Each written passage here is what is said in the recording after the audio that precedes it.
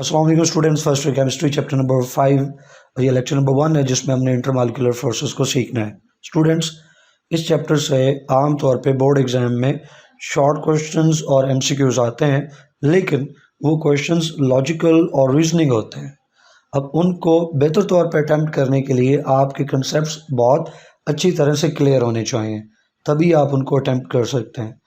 तो इस टॉपिक में जो हम पढ़ने जा रहे हैं इंटरमॉलिक्यूलर फोर्सेस, मैंने उन एरियाज़ को जहाँ से वो लॉजिकल क्वेश्चंस लिए जाते हैं उनको अलग कर दिया है हेडिंग्स की सूरत में।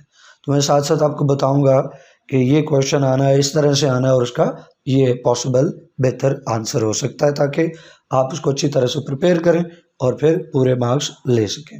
स्टूडेंट्स, इंटरमॉलिक्यूलर फोर्सेस में रिड्यूस सिलेबस के हिसाब से हमने 3 फोर्सेस को पढ़ना है, जैसे डाइपोल फोर्सेस, फिर बहुत important London dispersion forces, last पे हाइड्रोजन बॉन्डिंग।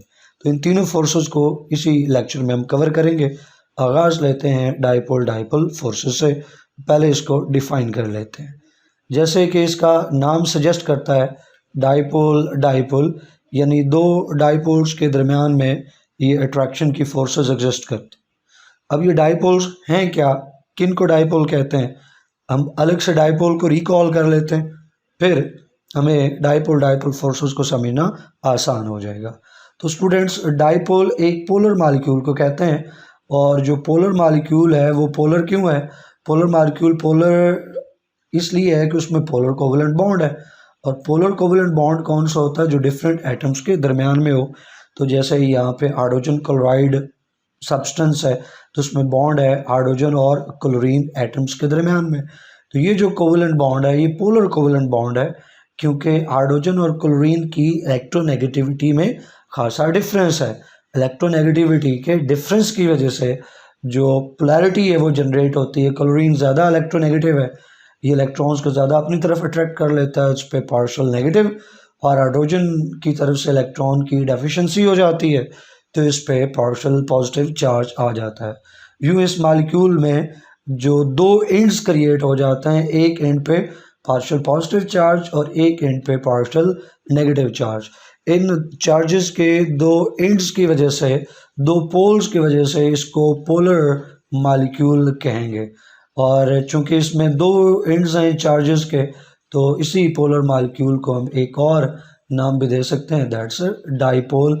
डाई का मतलब टू, और पोल एंड्स के लिए, किनारों के लिए, कि दो मुख्तलिफ तरह के यहाँ पे एंड्स हैं जहाँ पे दो डिफरेंट तरह के चार्जेस हैं। तो डाइपोल एक पोलर मॉलिक्यूल है। अब आप गौर से देखें तो इस डाइपोल में एक पॉजिटिव एंड है और एक नेगेटिव एंड है।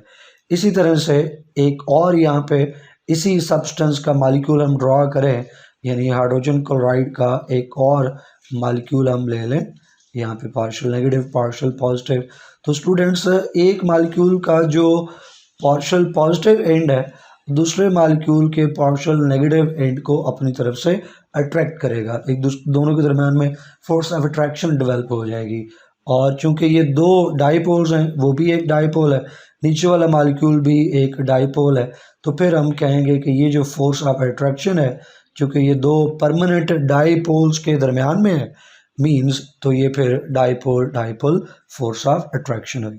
मैंने परमानेंट का वर्ड बीच में इस्तेमाल किया, कहा कि परमानेंट डाइपोल्स हैं, तो उसका मतलब है कि HCl का मॉलिक्यूल जो है हर वक्त ये इसी तरह से रहता है, इसकी पोलैरिटी ख़त्म नहीं होती, ये परमानेंट डाइपोल है।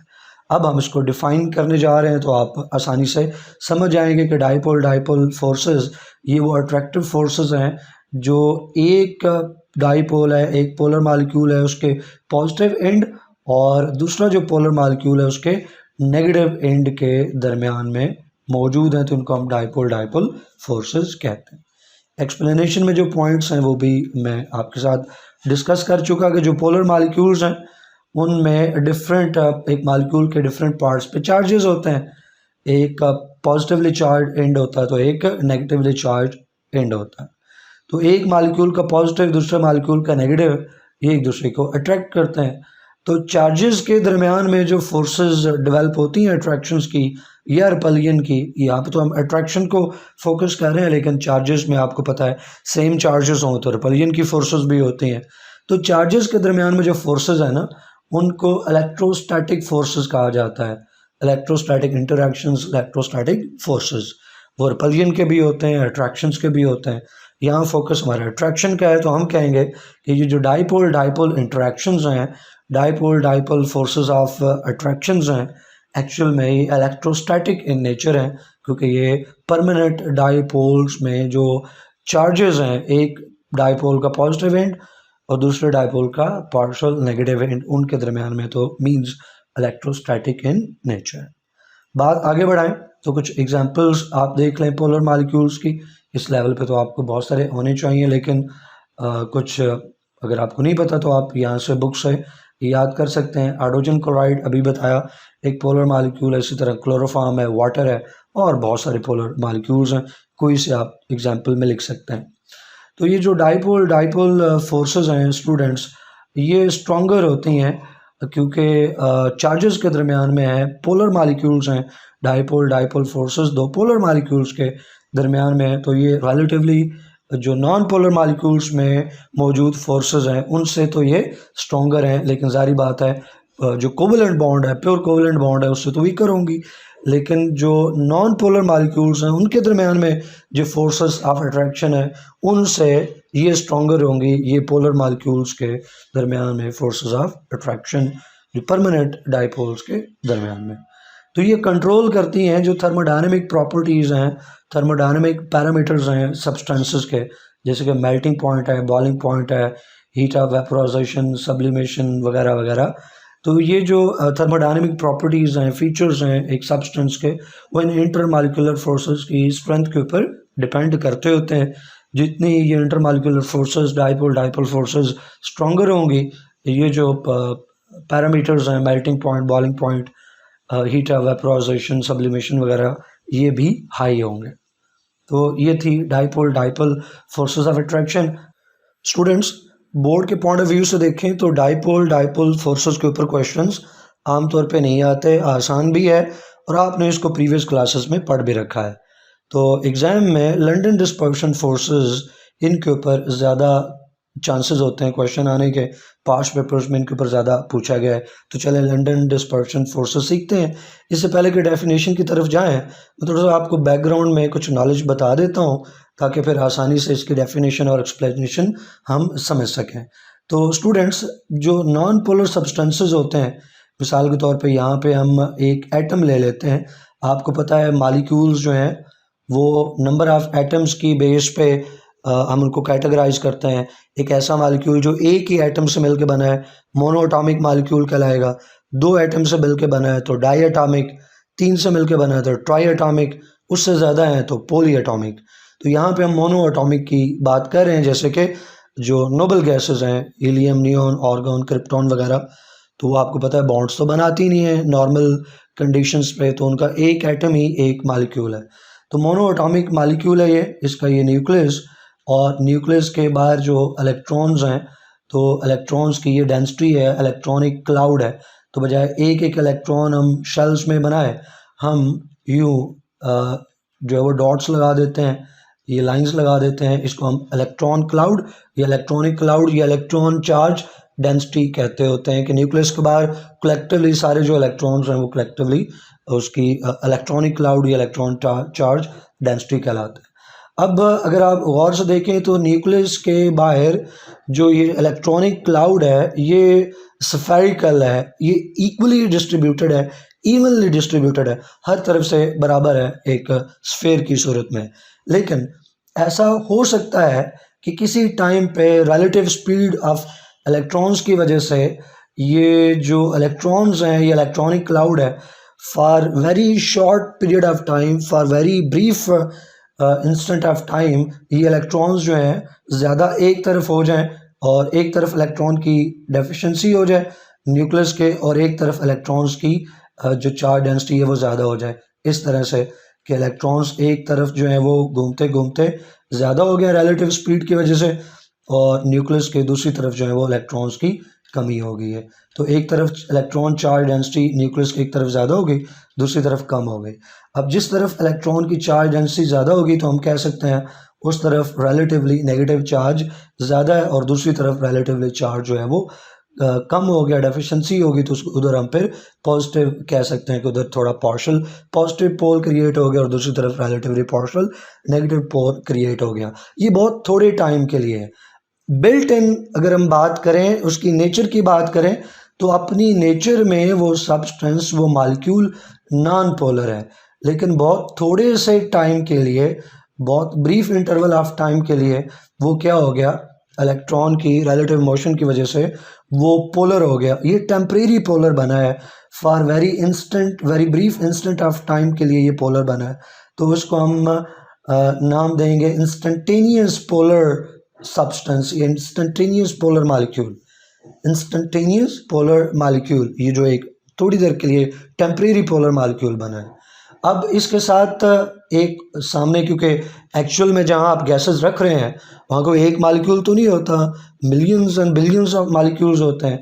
तो ये जो एक टेम्परेरी पोलर मॉलिक्यूल बना है, इसके साथ एक और मॉलिक्यूल था, तो इसके टेम्परेरी पोलर होने की वजह से इसका असर जो है वो साथ वाले मॉलिक्यूल के ऊपर भी बनेगा।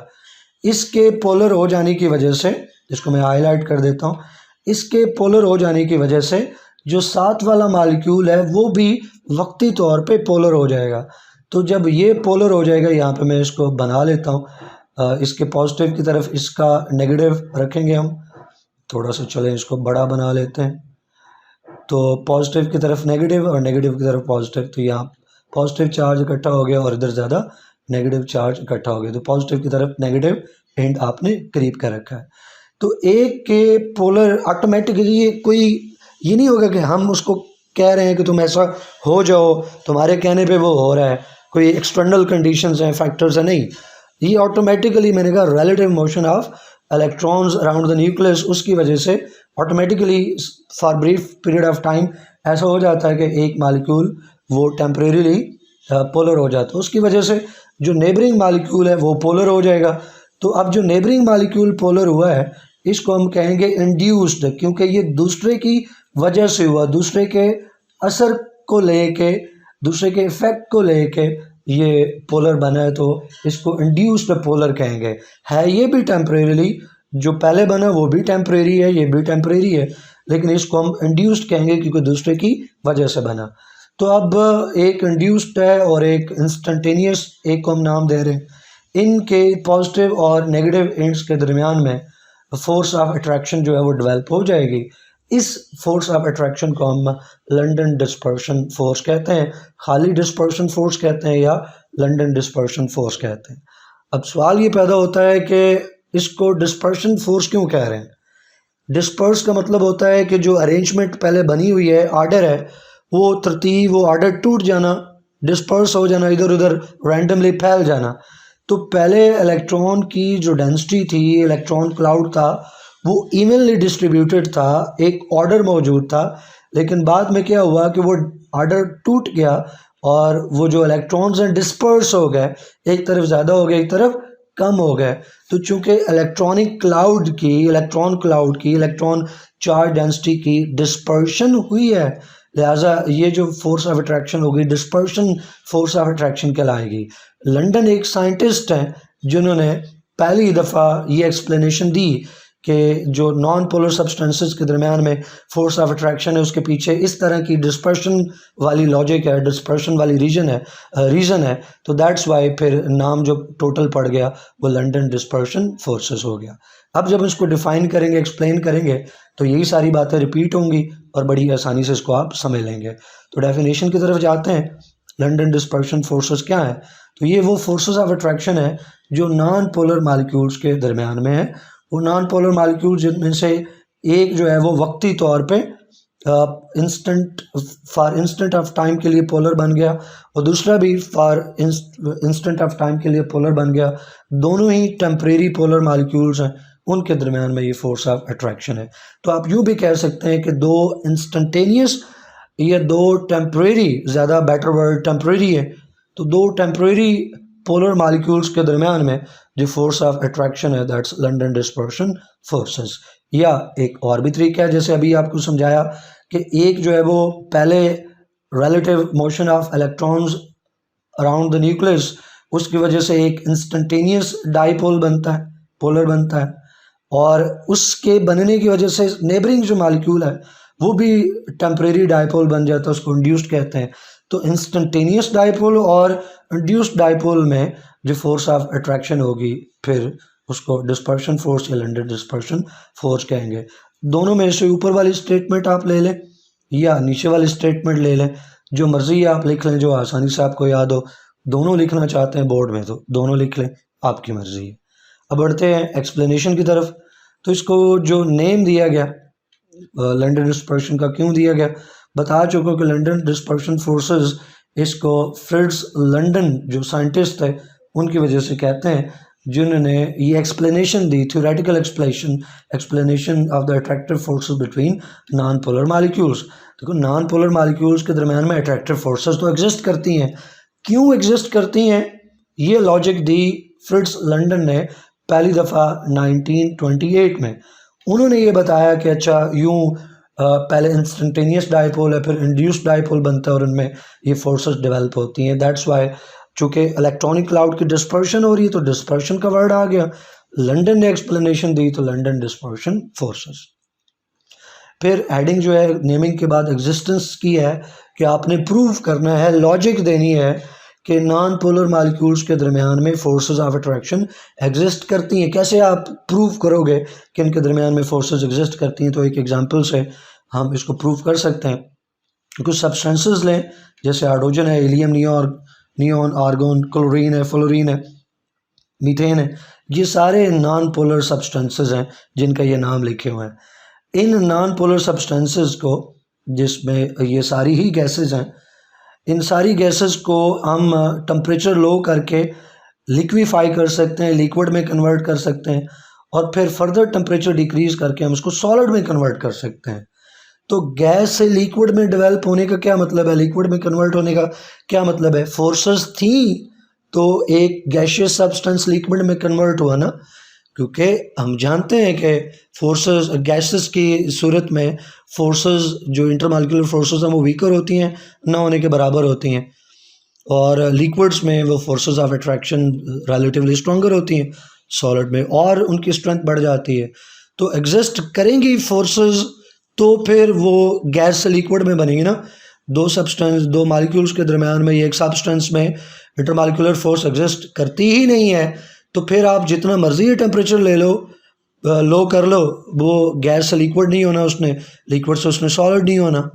तो फोर्स एग्जिस्ट कर रही है तो टेम्परेचर डिक्रीज होने पे उसकी स्ट्रेंथ बढ़ेगी, तो वो वीकर से स्ट्रॉन्गर, तो वो लिक्विड बन जाएगा। फर्दर फोर्सेस स्ट्रॉन्ग होंगी तो वो लिक्विड से सॉलिड हो जाएगा। तो गैसेस का लिक्विड में कन्वर्ट होना और लिक्विड से सॉलिड में कन्वर्ट होना, ये प्रूफ है इस बात का कि गैसेस के दरमियान में फोर्सेस ऑफ अट्रैक्शन एग्जिस्ट करती हैं। बात आगे बढ़ाएं स्टूडेंट्स, तो वही बात जो अभी आपको बताई कि अगर लिक्विड में कन्वर्जन हो रही है, लिक्विड से सॉलिड में कन्वर्जन हो रही है, तो इट मीन्स के फोर्सेस एग्जिस्ट करती हैं इन मॉलिक्यूल्स के दरमियान में, जिसकी वजह से वो लिक्विड और सॉलिड स्टेट्स में कन्वर्ट होते हैं। अब आगे है जी फॉर्मेशन ऑफ इंस्टेंटेनियस डाइपोल। तो ऑलरेडी मैं शुरू में आपको एक्सप्लेन कर चुका, वही चीज़ें रिपीट होंगी। आप इस केस में हीलियम गैस की एग्जांपल लें, जो कि नोबल गैस है, मोनोएटॉमिक गैस है। तो ऑन एवरेज जो इलेक्ट्रॉन चार्ज डेंसिटी है, इलेक्ट्रॉन क्लाउड है, वो इवनली डिस्ट्रीब्यूटेड होता है। जैसे आपको इस पहले केस में नज़र आ रहा है, ये दो एटम्स हैं हीलियम के, चूँकि एग्जांपल हम यहाँ पे हीलियम की ले रहे हैं। तो अराउंड द न्यूक्लियस आप देखें इलेक्ट्रॉनिक क्लाउड जो है वो इवनली डिस्ट्रीब्यूटेड है, प्रॉपर एक स्फीयर जो है वो बना हुआ है। लेकिन किसी एक गिवन इन एवरेज का क्या मतलब है? ऑन एवरेज का मतलब है कि बच्चे एक पॉइंट से, एक टाइम से, स्टार्टिंग पॉइंट से दूसरे पॉइंट तक, मिसाल के तौर पे ये 5 मिनट्स हैं, तो इन 5 मिनट्स में अगर आप देखते हैं तो पूरे टाइम में जो आप टोटल टाइम में देखते हैं वो एवरेज है। लेकिन इन 5 मिनट्स में किसी एक सेकंड पे आप चेक करना चाहें, 5 मिनट्स काफ़ी बड़ा टाइम है ना, किसी एक सेकंड या आप उस सेकंड में भी माइक्रो सेकंड में, मिली सेकंड में बात करना चाहें तो वो बहुत शॉर्ट टाइम होगा, उसको हम एक इंस्टेंट ऑफ टाइम कहेंगे। तो उस एक मिली सेकंड में, माइक्रो सेकंड में, नैनो सेकंड में, उस ब्रीफ इंस्टेंट ऑफ टाइम में, तो ये जो जो डेंसिटी है, इलेक्ट्रॉनिक क्लाउड है, ये इलेक्ट्रॉनिक क्लाउड इलेक्ट्रॉन्स की जो रिलेटिव मोशन है अराउंड द न्यूक्लियस, उसकी वजह से एक तरफ जो इलेक्ट्रॉन्स ज़्यादा हो जाएंगे, दूसरी तरफ कम हो जाएंगे, तो एक इंस्टेंटेनियस डाइपोल जो है वो बन जाएगा। जैसे इस पहले पार्ट में आप देख रहे हैं, यहाँ पे इंस्टेंटेनियस डाइपोल जो है वो बन चुका। एक तरफ इलेक्ट्रॉन जो है वो ज़्यादा हो गए और एक तरफ इलेक्ट्रॉन की डेंसिटी जो है वो कम हो चुकी, तो इधर पार्शियल नेगेटिव और इधर पार्शियल पॉजिटिव चार्ज डेवलप हो गया। अब ये है इंस्टेंटेनियस डाइपोल, इसको हमने इंस्टेंटेनियस डाइपोल लेबल कर दिया। तो इसके इंस्टेंटेनियस डाइपोल बनने की वजह से जो दूसरा साथ नेबरिंग एटम था वो इंड्यूस हो गया, क्योंकि इसके पॉजिटिव एंड ने इधर से इलेक्ट्रॉन्स को अपनी तरफ खींच लिया। अब पॉजिटिव एंड इसकी इलेक्ट्रॉन्स को अपनी तरफ अट्रैक्ट कर लेगा, तो इधर जो दूसरा एटम है, नेबरिंग एटम है, उसकी इलेक्ट्रॉनिक क्लाउड जो डेंसिटी है वो डिस्टर्ब होगी, तो इसके पॉजिटिव एंड की तरफ इधर से इलेक्ट्रॉन ज़्यादा हो जाएंगे, तो ये पार्शियल पॉजिटिव हो गया, इधर इलेक्ट्रॉन्स कम होंगे तो पार्शियल नेगेटिव हो गया। तो ये जो दूसरा एटम है, पहले एटम के असर की वजह से, इफेक्ट की वजह से ये डाइपोल में कन्वर्ट हुआ, तो इसको इंड्यूस्ड डाइपोल कहेंगे। तो इनके पॉजिटिव एंड के दरमियान में एक इंस्टेंटेनियस डाइपोल का पॉजिटिव एंड और इंड्यूस्ड डाइपोल का नेगेटिव एंड, इनके दरमियान में ये फोर्स ऑफ अट्रैक्शन एग्जिस्ट करेगी। यही students London dispersion force of attraction है। तो आपको समझ आया होगा। तो यही चीज़ आगे भी है कि ये जो टेम्परेरी डाइपोल बना है, ये दूसरा जो नेबरिंग एटम है, हीलियम एटम है, उसको इंड्यूस कर देगा, तो इंड्यूस्ड डाइपोल बन जाएंगे। तो इंस्टेंटेनियस और इंड्यूस्ड डाइपोल में फोर्स ऑफ अट्रैक्शन आ जाएगी। नेक्स्ट इंपॉर्टेंट पार्ट है factors affecting London dispersion forces. अब मेन जो फैक्टर है वो है पोलराइजेबिलिटी।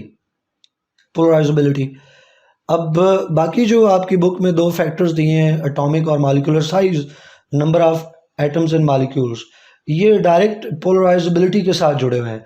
यानी जब आप नंबर ऑफ एटम्स एक मॉलिक्यूल में बढ़ा देंगे तो ऑटोमेटिकली वो मॉलिक्यूल जो है उसका साइज बड़ा हो जाएगा, मॉलिक्यूलर साइज बढ़ जाएगा। तो नंबर ऑफ एटम्स ज़्यादा हो जाएंगे, मॉलिक्यूलर साइज बढ़ जाएगा, और नंबर ऑफ एटम्स ज़्यादा होने से मॉलिक्यूलर साइज, एटॉमिक साइज ज़्यादा होने से पोलराइजेबिलिटी बढ़ जाती है। तो मेन फैक्टर जो है पोलराइजेबिलिटी है, लेकिन आपकी बुक में बाकी दोनों चीज़ों को अलग अलग डिस्कस किया गया है, तो हम भी इसको यहाँ पे अलग अलग ही डिस्कस करेंगे। पर आगे चल के आपको बताऊँगा पोलराइजेबिलिटी क्या है, परेशान ना हो। लेकिन पहले तरतीब में आपकी बुक में एटॉमिक और मॉलिक्यूलर साइज वाला फैक्टर है, तो हम भी पहले इसको डिस्कस कर लेते हैं। यहाँ से बुनियादी तौर पे वो क्वेश्चंस शुरू हो रहे हैं जो एग्ज़ाम में पूछे जाते हैं, लॉजिकल जो क्वेश्चंस हैं। तो मैं आपको बताऊंगा कौन सा वो लॉजिकल क्वेश्चन है, उसका क्या आंसर होना है। पहले देख लेते हैं कि लंदन डिस्पर्शन फोर्स और ये जो फैक्टर है एटॉमिक और मॉलिक्यूलर साइज, इनके दरमियान में रिलेशन क्या है, डायरेक्ट है या इनडायरेक्ट है। तो जो रिलेशन एग्जिस्ट कर रहा है वो डायरेक्टली प्रोपोर्शनल का रिलेशन जो है वो एग्जिस्ट कर रहा है।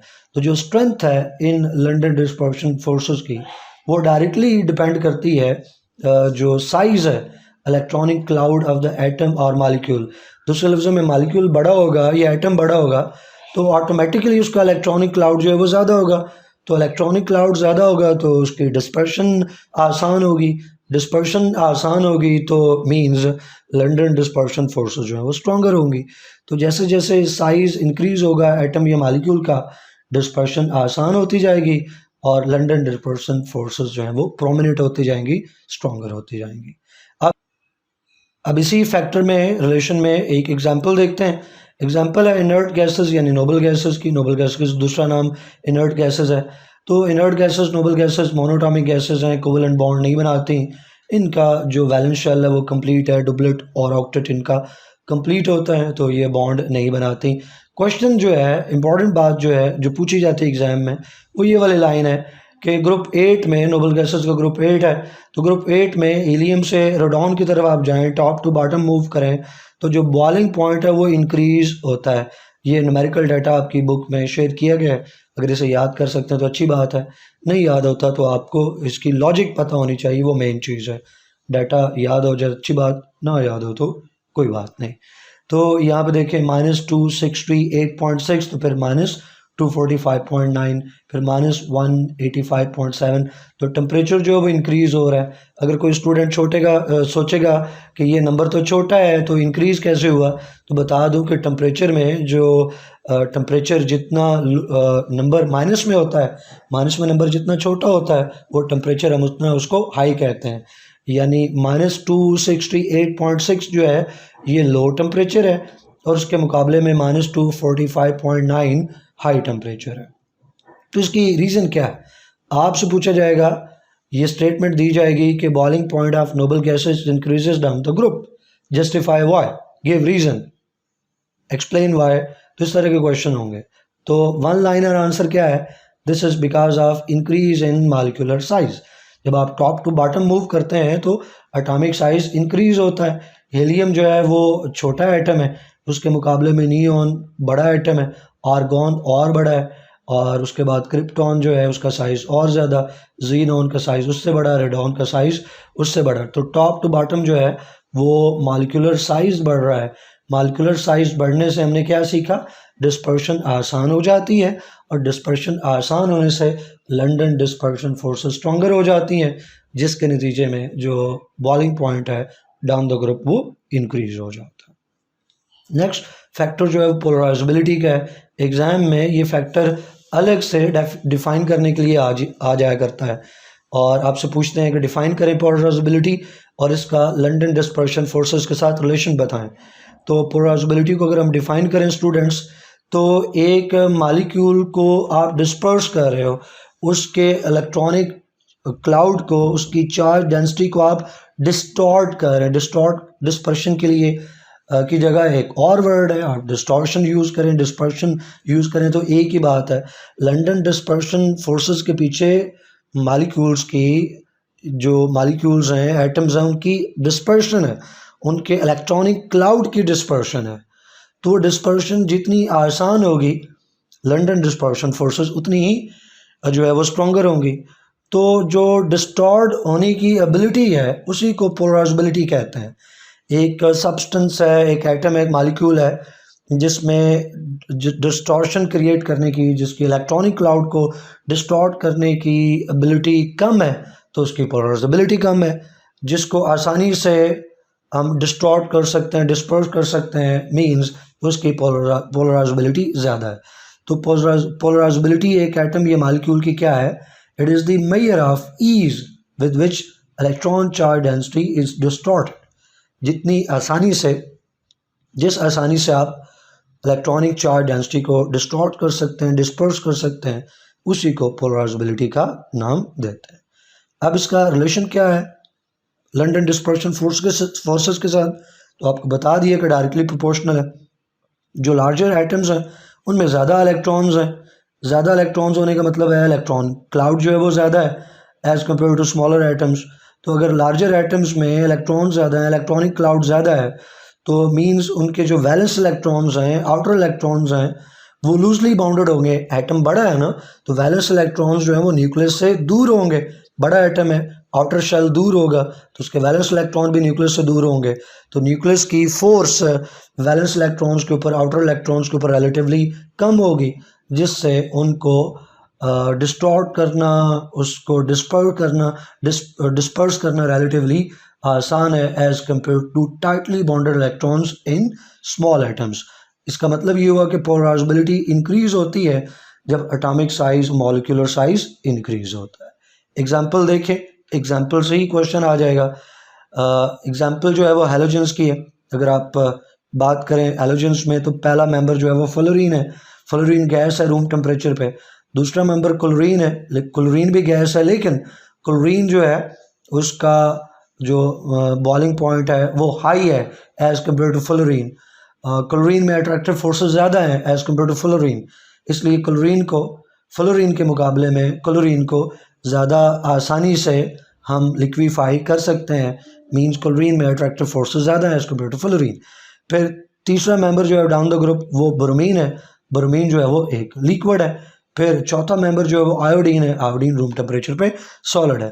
तो टॉप टू बॉटम देखें तो जो फिजिकल स्टेट है वो चेंज हो रही है।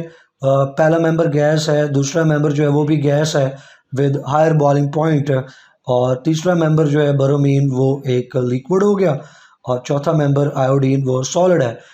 तो इसका मतलब है top to bottom intermolecular forces stronger हो रही हैं। तो क्या रीज़न आप देंगे कि हैलोजेंस में टॉप टू बॉटम जो है बॉइलिंग पॉइंट बढ़ रहा है या फिजिकल स्टेट चेंज हो रही है?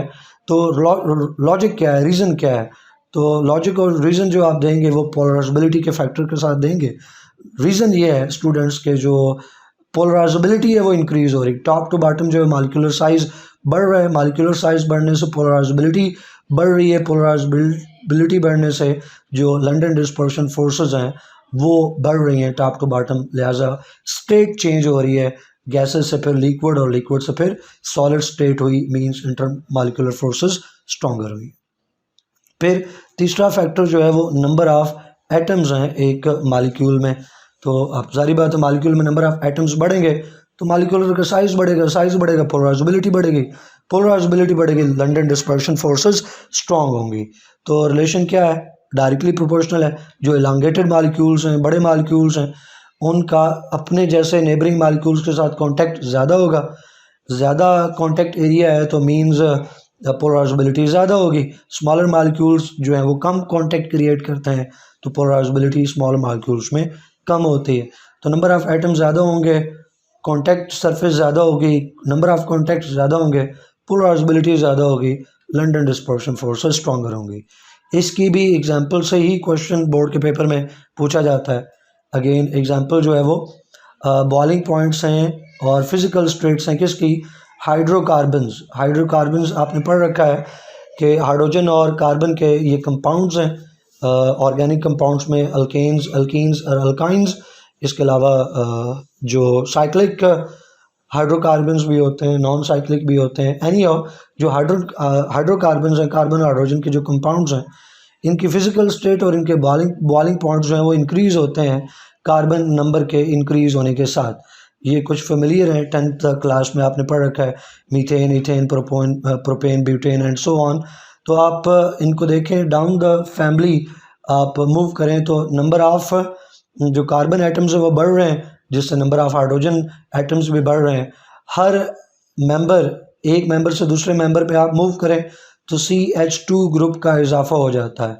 कोई से दो कंसेक्टिव ग्रुप में CH2 का चेंज है तो CH2, फिर CH2 का इजाफा हो गया, फिर CH2 का इजाफा हो गया, तो कार्बन और हाइड्रोजन नंबर बढ़ रहा है, मींस मालिकुलर साइज़ बढ़ रहा है, कॉन्टैक्ट एरिया बढ़ेगा, कॉन्टैक्ट सरफेस बढ़ेगी, पोलराइजेबिलिटी बढ़ेगी, तो बॉइलिंग पॉइंट इंक्रीज़ होगा, फिजिकल स्टेट जो है वो भी चेंज होगी। गैसेज हैं, फिर लिक्विड्स हैं, उसके बाद फिर सॉलिड्स आ जाते हैं due to increase in strength of London dispersion forces. ये बहुत इंपॉर्टेंट टॉपिक था। 3 एग्जाम्पल्स हैं, 3 रिलेशन, 3 एग्जाम्पल्स, ये 3 एग्जाम्पल 3 शॉर्ट क्वेश्चन हैं, अच्छे तरीके से इनको तैयार कीजिएगा। अब हम बात करते हैं फाइनली हाइड्रोजन बॉन्डिंग के बारे में।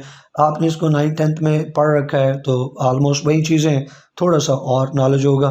तो डिफाइन करें तो हाइड्रोजन बॉन्डिंग, 2 मालिक्यूल्स हैं, एक मालिक्यूल में हाइड्रोजन है जिसके ऊपर पार्शियल पॉजिटिव चार्ज है, और दूसरे मालिक्यूल में एक इलेक्ट्रोनेगेटिव एटम है जिसके पास एक लॉन पेयर मौजूद है, इलेक्ट्रॉन का एक या एक से ज़्यादा। तो उस लॉन पेयर ऑफ इलेक्ट्रॉन और पार्शियल पॉजिटिव हाइड्रोजन एटम के दरमियान में फोर्स ऑफ अट्रैक्शन जो डेवलप होती है, दैट्स कॉल्ड हाइड्रोजन बॉन्डिंग। ये हाइड्रोजन बॉन्डिंग है, फोर्स ऑफ अट्रैक्शन है किसके दरमियान में? एक मालिक्यूल में इलेक्ट्रोनेगेटिव एटम, उसके पास लॉन पेयर, और दूसरा जो मालिक्यूल है उसमें पार्शियल पॉजिटिव हाइड्रोजन, इनके दरमियान में जो बॉन्डिंग होगी वो हाइड्रोजन बॉन्डिंग। तो जो ज़्यादातर इलेक्ट्रोनेगेटिव एटम हम देखते हैं हाइड्रोजन बॉन्डिंग में, नाइट्रोजन, ऑक्सीजन और फ्लोरीन वगैरह में हमें जो हाइड्रोजन बॉन्डिंग वो मिलती है। अब इसमें अगर एग्जांपल आप ले लें HF की, हाइड्रोजन फ्लोराइड, तो यहाँ पे आप देख लो फ्लोरीन के पास लॉन पेयर है, पार्शियल नेगेटिव चार्ज है, हाइड्रोजन पार्शियल पॉजिटिव, तो एक और मालिक्यूल जो है वो ड्रा कर लेते हैं साथ HF का। अगेन उसी तरह से HF है तो फ्लोरीन के ऊपर पार्शियल नेगेटिव और हाइड्रोजन के ऊपर पार्शियल पॉजिटिव, तो एक मालिक्यूल में इलेक्ट्रोनेगेटिव एटम फ्लोरीन और दूसरे मालिक्यूल में जो हाइड्रोजन है partially positively charge hydrogen atom, इनके दरमियान में फोर्स ऑफ अट्रैक्शन डेवलप होगी, दैट्स हाइड्रोजन बॉन्डिंग। तो एक मालिक्यूल की तरफ से electronegative atom with lone pair और दूसरे मालिक्यूल की तरफ से पार्शियल पॉजिटिव हाइड्रोजन, इनके दरम्यान में ये बॉन्डिंग है। एक्सप्लेनेशन में भी यही कुछ सारी चीज़ें हैं। हाइड्रोजन बॉन्डिंग लिमिटेड है, participation of nitrogen, oxygen, fluorine atoms, क्योंकि यही जो है वो ज़्यादा इलेक्ट्रोनेगेटिव एटम है। मोस्ट इलेक्ट्रोनेगेटिव एटम जो है वो फ्लोरीन है, फिर उसके बाद ऑक्सीजन है, नाइट्रोजन है। तो ये टॉप 3 इलेक्ट्रोनेगेटिव एटम्स हैं। इनकी इलेक्ट्रोनेगेटिविटी बाकी पीरियोडिक टेबल के मुकाबले में देखें जो एलिमेंट्स उनसे ज़्यादा है, तो आमतौर पर हाइड्रोजन बॉन्डिंग आपको इन एटम्स के साथ मिलती होती है। हाइड्रोजन बॉन्डिंग जो है वो कोवलेंट बॉन्डिंग के साथ कंपेयर करो तो वीक है, लेकिन अगर हाइड्रोजन बॉन्डिंग को आप डाइपोल के साथ कंपेयर करो तो स्ट्रॉन्ग है। ये रिलेशनशिप आपसे एमसीक्यू में पूछा जा सकता है, शॉर्ट क्वेश्चन में भी पूछा जा सकता है कि जो हाइड्रोजन बॉन्डिंग है ना, ये स्ट्रॉन्गर है। पहले देख लें कि covalent bond, CV covalent bond, ये स्ट्रॉन्गर है हाइड्रोजन बॉन्डिंग से। हाइड्रोजन बॉन्डिंग स्ट्रॉन्गर है किससे? डाइपोल फोर्स ऑफ अट्रैक्शन से। और dipole force of attraction stronger है किससे?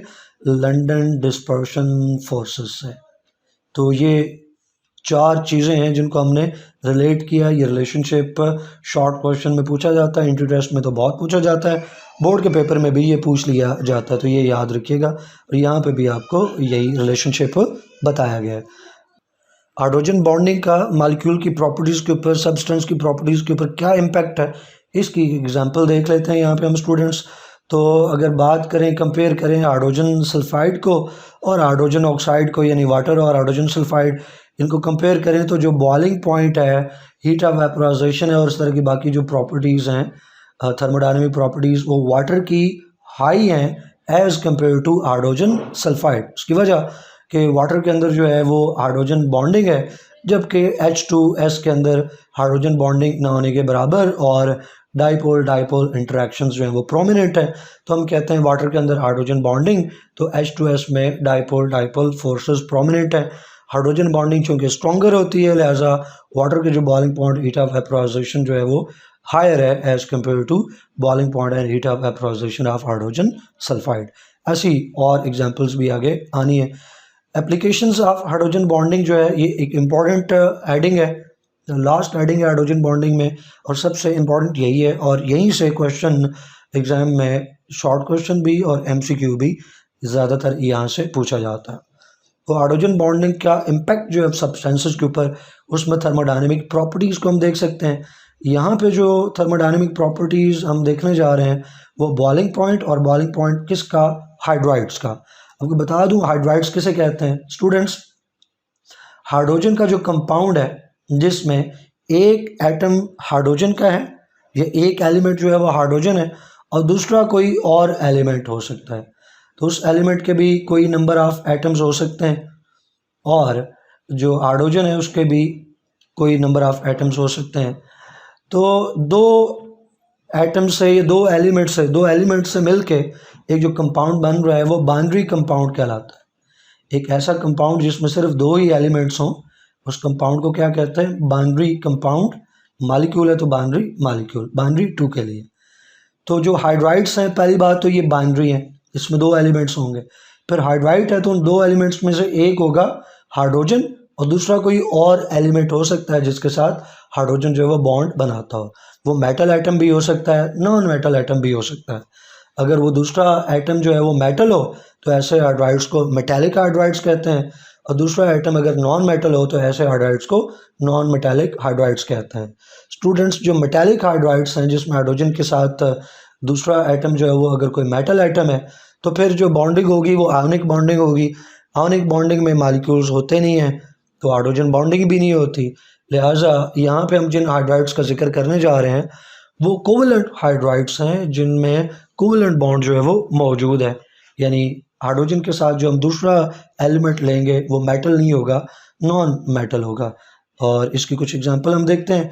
मिसाल के तौर पे ग्रुप 4 की अगर बात करें, ये ऑब्जर्वेशन की हेडिंग यहाँ मैंने बना रखी है। ये ऑब्जर्वेशन एक क्वेश्चन है, शॉर्ट क्वेश्चन। इसकी नीचे जो स्टेटमेंट लिखी हुई है, जो ऑब्जर्वेशन लिखी हुई है, ये क्वेश्चन की स्टेटमेंट होगी, यानी ये क्वेश्चन आपसे एग्ज़ाम में पूछा जाएगा और इसकी जो रीज़न है वो आप आंसर के तौर पे एग्ज़ाम में पुट करेंगे। तो ऑब्जर्वेशन 1 मींस क्वेश्चन 1 जो आपसे एग्ज़ाम में पूछा जा सकता है कि जो ग्रुप 4 के हाइड्राइड्स हैं उनके बॉइलिंग पॉइंट्स जो हैं वो लो हैं एज़ कम्पेयर टू जो ग्रुप 5 और 6-7 के जो हाइड्राइड्स हैं। 8 की हमने बात क्यों नहीं की? क्योंकि ग्रुप 8 में है नोबल गैसेस, वो तो बॉन्ड बनाती ही नहीं है तो उनके हाइड्राइड्स भी नहीं है। तो हम 7 तक जाके बात रोकेंगे। तो 4 वालों के जो बॉइलिंग पॉइंट्स हैं वो कम है as compared to hydrides of group 5, 6 and 7। अब इसकी रीज़न क्या है, लॉजिक क्या है? तो इसको अगर हम देखें तो जो हाइड्राइड्स हैं ग्रुप 4 के, तो उस वहाँ पे आप बात करें तो वो नॉन पोलर इन नेचर है। नॉन पोलर में लंडन डिस्पर्शन फोर्सेस होंगी, लंडन डिस्पर्शन फोर्सेस वीकर हैं तो मींस उनके बॉइलिंग पॉइंट जो है वो लो होंगे। अब इसकी एग्जांपल जो है वो कार्बन जो है वो ग्रुप 4 में, उसके साथ आप हाइड्रोजन लगा दें तो एक कार्बन के साथ जो है वो 4 हाइड्रोजन एटम्स लगेंगे। तो CH4 ये ग्रुप 4 में एक हाइड्राइड है, ग्रुप 4 के मेंबर का एक हाइड्राइड है। तो ये नॉन पोलर है। यहाँ कार्बन और हाइड्रोजन में इलेक्ट्रोनेगेटिविटी का डिफरेंस बहुत थोड़ा है सही डिफरेंस, लेकिन बहुत थोड़ा डिफरेंस है। दैट्स वाई ये नॉन पोलर इन नेचर है और इसमें लंडन डिस्पर्शन फोर्सेस हैं जिसकी वजह से इसका जो बॉइलिंग पॉइंट है वो लो है। उसके मुकाबले में 5, 6 और 7 के जो हाइड्राइड्स हैं उनकी आप बात करें तो ये जो है वो पोलर इन नेचर हैं। दैट्स वाई इनमें डाइपोल फोर्सेस होंगी, कहीं हाइड्रोजन बॉन्डिंग होगी तो जो बॉइलिंग पॉइंट्स हैं वो हाई होंगे। इसमें अगर आप 5 से आपको एग्जांपल दूं तो NH3 नाइट्रोजन के साथ हाइड्रोजन लगा लें तो अमोनिया। 6 में बात करें तो ऑक्सीजन है, ऑक्सीजन के साथ आप हाइड्रोजन लगा लें तो H2O वाटर बन जाएगा। 7 में बात करें तो HF फ्लोरीन के साथ आप H लगा लें तो हाइड्रोजन फ्लोराइड HF। तो ये पोलर हैं, NH3, H2O, HF ये पोलर हैं। इनमें हाइड्रोजन बॉन्डिंग, इन तीनों के अंदर हाइड्रोजन बॉन्डिंग है तो इन तीनों के जो बॉइलिंग पॉइंट्स हैं वो हाई हैं as compared to the hydrides of group 4। फिर ऑब्जर्वेशन नंबर 2 यानी दूसरा क्वेश्चन जो इससे रिलेटेड आपसे पूछा जा सकता है, अगर इन तीनों को कंपेयर करें, अमोनिया, वाटर और HF, इनको आप कंपेयर करें तो बाकियों के साथ कंपेयर करें तो इनके जो बॉइलिंग पॉइंट्स हैं वो हाई हैं अपनी सीरीज में बाकियों के मुकाबले में। उसकी वजह क्या, अभी हम ऊपर बात कर चुके, ये ऊपर से ही एक्सटेंडेड एक बात है कि इनके बॉइलिंग पॉइंट्स बाकी के मुकाबले में हाई होंगे। वजह ये पोलर हैं, इनमें हाइड्रोजन बॉन्डिंग है, हाइड्रोजन बॉन्डिंग की वजह से इनके जो बॉइलिंग पॉइंट्स हैं वो हाई है as compared to the hydrides of group 4। तो ऊपर वाली ऑब्जर्वेशन की एक एक्सटेंडेड पार्ट है। ऑब्जर्वेशन 3 बहुत इंपॉर्टेंट है, कई बार पूछी जा चुकी है पास्ट पेपर में क्वेश्चन के फॉर्म में। अगर आप कंपेयर करें HF को और H2O को, हाइड्रोजन फ्लोराइड, और उसके साथ कंपेयर करें H2O को, अब HF जो है ये F जो है वो ग्रुप 7 से बिलोंग करता है, हेलोजन है, और ऑक्सीजन ग्रुप 6 से बिलोंग करता है। तो स्टूडेंट्स जो फ्लोरीन है हम जानते हैं कि मोस्ट इलेक्ट्रोनेगेटिव एटम है, मोस्ट इलेक्ट्रोनेगेटिव एलिमेंट है पीरियोडिक टेबल में। तो फ्लोरीन की इलेक्ट्रोनेगेटिविटी जो है वो हाई है एज कम्पेयर टू ऑक्सीजन। तो आप क्या एक्सपेक्ट करेंगे कि HF में जो फिर हाइड्रोजन बॉन्डिंग है वो स्ट्रॉन्गर होनी चाहिए क्योंकि फ्लोरीन की इलेक्ट्रोनेगेटिविटी हाई है एज कम्पेयर टू ऑक्सीजन। ये तो एक फैक्ट है। तो इस वजह से कोई बंदा ये एक्सपेक्ट कर सकता है कि हाइड्रोजन फ्लोराइड में HF में बॉन्डिंग स्ट्रॉन्ग होगी, हाइड्रोजन बॉन्डिंग स्ट्रॉन्ग होगी एज कम्पेयर टू वाटर। लेकिन ये सही बात नहीं है। सही बात ये है कि वाटर के अंदर जो हाइड्रोजन बॉन्डिंग है वो स्ट्रॉन्गर है as compared to HF। Water का जो बॉइलिंग पॉइंट है, मेल्टिंग पॉइंट है, हीट ऑफ वेपोराइजेशन है वो ज़्यादा है एज कम्पेयर टू HF। इसकी क्या रीज़न है, यही हमारा आंसर होगा। तो स्टेटमेंट क्या बनेगी कि फ्लोरीन ज़्यादा इलेक्ट्रोनेगेटिव है एज कम्पेयर टू हाइड्रोजन। तो कोई भी एक्सपेक्ट कर सकता है कि हाइड्रोजन बॉन्डिंग जो है HF में स्ट्रॉन्गर होगी एज कम्पेयर टू वाटर, लेकिन हकीकत में H2O जो है उसमें हाइड्रोजन बॉन्डिंग स्ट्रॉन्गर है as compared to HF। Reason क्या है? रीज़न ये है कि जो फ्लोरीन है वो पर मालिक्यूल एक बॉन्ड, HF में पर मालिक्यूल एक हाइड्रोजन बॉन्ड है, यानी एक HF मालिक्यूल में, एक HF मालिक्यूल को आप टारगेट करें तो इसमें जो एक F है वो कोई एक बॉन्ड बना सकेगा, एक हाइड्रोजन बॉन्ड बना सकेगा किसी नेबरिंग मालिक्यूल के साथ, एक हाइड्रोजन बॉन्ड के अलावा कोई और हाइड्रोजन बॉन्ड ये नहीं बनाएगा, जस्ट पर मालिक्यूल 1 हाइड्रोजन बॉन्ड जो है बनेगा, क्योंकि फ्लोरीन जो है वो अपना एक लॉन पेयर जो है वो इस्तेमाल करता है। इसके मुकाबले में अगर आप वाटर के अंदर ऑक्सीजन एटम को देखें तो वाटर के अंदर जो ऑक्सीजन एटम है वो 2 हाइड्रोजन बॉन्ड्स बना लेता है। तो हम कह सकते हैं वाटर में एक मालिक्यूल जो है वो 2 बॉन्ड्स बनाता है, वाटर में पर मालिक्यूल 2 हाइड्रोजन बॉन्ड्स जो है वो फॉर्म होते हैं। चूँकि वाटर में पर मालिक्यूल 2 हाइड्रोजन बॉन्ड्स बनते हैं, इसी वजह से वाटर का जो बॉइलिंग पॉइंट है, मेल्टिंग पॉइंट है, हीट ऑफ वेपराइजेशन है, वो हायर है as compared to these properties of hydrogen fluoride. फिर अगली जो प्रॉपर्टी है जो हम हाइड्रोजन बॉन्डिंग का एक आउटपुट है, एक इम्पैक्ट है, वो पढ़ने जा रहे हैं, वो सॉल्युबिलिटी है। तो हाइड्रोजन बॉन्डिंग जो है वो सॉल्युबिलिटी को भी कंट्रोल करती है। जो कंपाउंड्स हाइड्रोजन बॉन्डिंग रखते हैं वो एक दूसरे में सॉल्युबल है। मिसाल के तौर पे इथाइल अल्कोहल में हाइड्रोजन बॉन्डिंग है, वाटर में भी हाइड्रोजन बॉन्डिंग है, तो इस वजह से इथाइल अल्कोहल वाटर में सॉल्युबल है, वाटर इथाइल अल्कोहल में सॉल्युबल है, दोनों एक दूसरे में डिज़ोल्व हो सकते हैं। इसी तरह से कार्बोक्सिलिक एसिड्स की बात करें तो कार्बोक्सिलिक एसिड्स जो हैं ये इनमें हाइड्रोजन बॉन्डिंग है, स्पेशली जो स्मॉल लोअर मेंबर्स हैं, छोटे कार्बोक्सिलिक एसिड्स हैं, तो वो वाटर सॉल्युबल हैं। रीज़न कि हाइड्रोजन बॉन्डिंग डेवलप कर लेते हैं वो वाटर मालिक्यूल्स के साथ। लेकिन जैसे जैसे कार्बोक्सिलिक एसिड्स का मालिक्यूलर साइज़ बढ़ता है उनकी सॉल्युबिलिटी डिक्रीज़ हो जाती है, वो मालिक्यूलर साइज़ बढ़ने की वजह से है। लेकिन अगर हम स्मॉल साइज़ के जो कार्बोक्सिलिक एसिड्स हैं उनकी सॉल्युबिलिटी इन वाटर बात करें तो they are soluble due to hydrogen bonding. फिर क्लींजिंग एक्शन है, ये बहुत मशहूर है, कई बार पेपर में पूछा जाता है एमसीक्यूज़ और स्पेशली शॉर्ट क्वेश्चन में। बड़ा दिलचस्प है ये क्लींजिंग एक्शन। तो जो सोप्स हैं, डिटर्जेंट्स हैं, इनमें क्लीनिंग एक्शन या क्लींजिंग एक्शन पाया जाता है, ये क्लीनिंग का काम करते हैं। अब उसकी वजह क्या है क्यों ये क्लीनिंग एक्शन परफॉर्म कर लेते हैं? तो वजह ये है कि एक सोप या जो डिटर्जेंट है तो उसका जो मालिक्यूल्स हैं उसका एक एंड पोलर होता है, एक एंड जो है पोलर है और दूसरा एंड जो है वो नॉन पोलर है। जो मालिक्यूल्स हैं सोप्स के या डिटर्जेंट्स के उनमें 2 तरह के एंड्स होते हैं, एक पार्ट उनका पोलर होता है और एक नॉन पोलर होता है, polar and non polar and. अब होता क्या है कि ये जो पोलर वाटर एंड है ये किसको अट्रैक्ट कर लेगा? वाटर को अट्रैक्ट कर लेगा, वाटर के साथ हाइड्रोजन बॉन्डिंग बना लेगा। और नॉन पोलर जो पार्ट है सोप का, सोप मालिक्यूल का, वो किसको अट्रैक्ट कर लेगा? वो ऑयल और फैट्स वगैरह जो हैं इनको अट्रैक्ट कर लेगा, क्योंकि ऑयल्स नॉन पोलर हैं और सब्सटेंस जो ये जो डिटर्जेंट है इसका जो नॉन पोलर एंड है वो पकड़ लेगा, अट्रैक्ट कर लेगा ऑयल्स वगैरह को, और इधर पोलर ने वाटर को पकड़ लिया। तो जब आप वॉशिंग करते हैं, वॉश आउट करते हैं, तो वाटर ये जब मूव करेगा तो ये वाटर का मालिक्यूल जब आगे जाएगा तो अपने साथ ये, चूँकि यहाँ पे अट्रैक्शन डेवलप हुई है, इस पोलर को भी खींचेगा।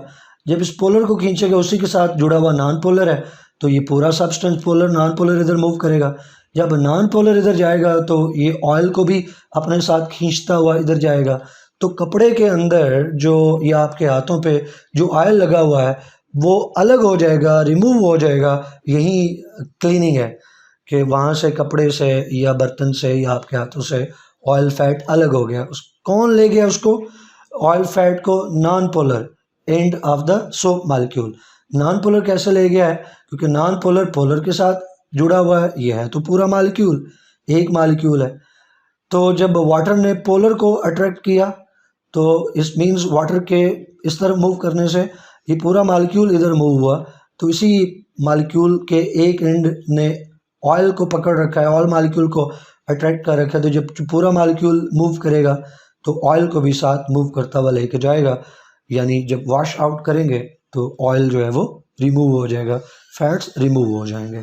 तो जो पोलर पार्ट्स हैं इनके, जो डिटर्जेंट्स हैं या सोप्स हैं, ये वाटर के साथ हाइड्रोजन बॉन्डिंग बना लेते हैं। जो नॉन पोलर हैं ये ऑयल ग्रीसेस वगैरह को डिज़ोल्व कर लेते हैं, उनके साथ बॉन्ड बना लेते हैं।